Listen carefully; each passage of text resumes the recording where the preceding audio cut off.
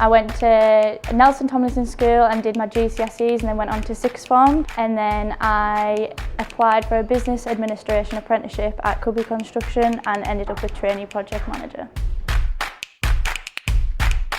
I work with the estimators within the estimating department to look at different jobs, price them, and I go to visit all the jobs that we have won on site, work with the site managers, and we get to speak to the procurement manager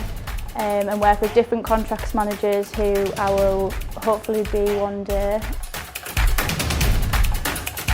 The confidence that comes from the job by, I didn't want to speak on the phone when I first started, but you do need to make phone calls, and that confidence just arises from working with different people, and you get to see a lot of different things, going to different sites, and it's really interesting to see how things are built and made.